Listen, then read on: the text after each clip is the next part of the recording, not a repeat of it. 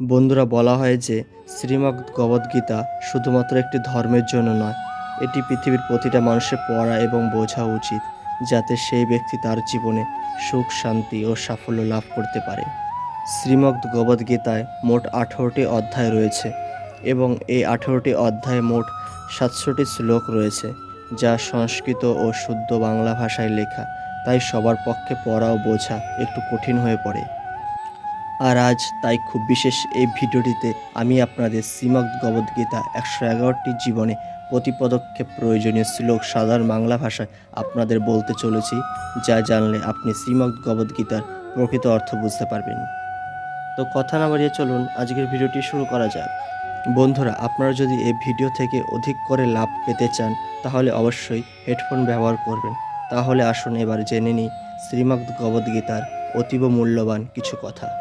শ্রীকৃষ্ণ বলেছেন, যে ব্যক্তির মধ্যে জ্ঞানের অভাব এবং ঈশ্বরে বিশ্বাস নেই, সে ব্যক্তি কখনো জীবনে সুখ ও সাফল্য লাভ করতে পারে না।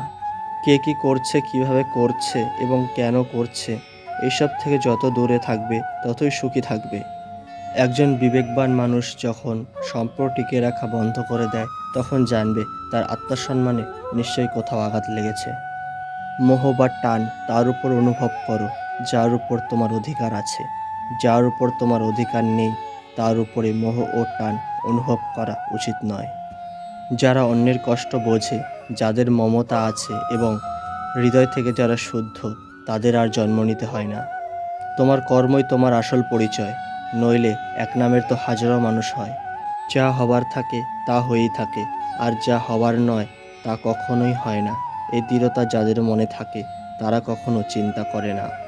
কর্ম এমন একটি ফসল যা একজন ব্যক্তিকে যে কোনো পরিস্থিতিতেই কাটতেই হয়, তাই সর্বদা ভালো বীজ বপন করুন যাতে ফসল ভালো হয়।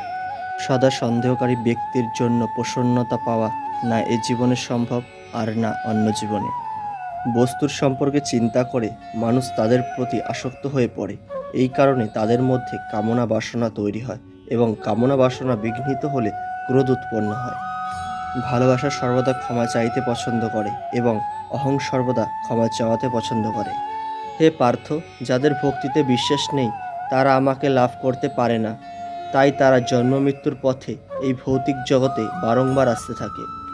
ভগবান শ্রীকৃষ্ণ গীতায় বলেছেন যে, হে অর্জুন, যারা আমার পরম ভক্ত, যারা সর্বদা আমাকে স্মরণ করে এবং একই চিত্রে আমার উপাসনা করে, আমি স্বয়ং তাদের প্রত্যেকের কল্যাণের উত্তর দায়িত্ব গ্রহণ করি। যতটা সম্ভব চুপ থাকাই ভালো, কারণ কথাই মানুষকে সবচেয়ে বেশি অপরাধ করতে বাধ্য করে। ভালো কাজ করার পরেও মানুষ শুধু তোমার খারাপ কাজগুলোই দেখবে, তাই লোকে কি বলবে তাতে কান দিও না, নিজের কাজ করে যাও। তুমি আজ যে কর্ম করছো তার ফল তুমি কাল অবশ্যই পাবে, আর আজ তোমার কাছে যা কিছু আছে তা তোমারই দ্বারা করা তোমার অতীতের কর্মের ফল। শ্রীকৃষ্ণ বলেন, আমি কারোর ভাগ্য তৈরি করি না, সবাই সবার ভাগ্য নিজেই তৈরি করে। ভালো উদ্দেশ্য নিয়ে করা কাজ কখনো বৃথা যায় না, আর তুমি তার ফল অবশ্যই পাবে। কোনো কাজ নিয়ে চিন্তা করা উচিত, কিন্তু চিন্তা এত করা উচিত নয় যাতে ওই কাজই নষ্ট হয়ে যায়। বদলে যাও সময়ের সাথে, অথবা সময়কে বদলাতে শেখো। ভাগ্যকে দোষ না দিয়ে যে কোনো পরিস্থিতিতে চলতে শেখো। অন্যের জীবনকে পরিপূর্ণতার সাথে অনুলিপি বা অনুসরণ করার চেয়ে নিজেকে জেনে অসম্পূর্ণভাবে বেঁচে থাকা ভালো। সংসারে কোনো মানুষই সর্বগুণ সম্পূর্ণ নিখুঁত নয়, তাই কিছু ত্রুটি উপেক্ষা করে তাদের প্রতি সম্পর্ক বজায় রাখো।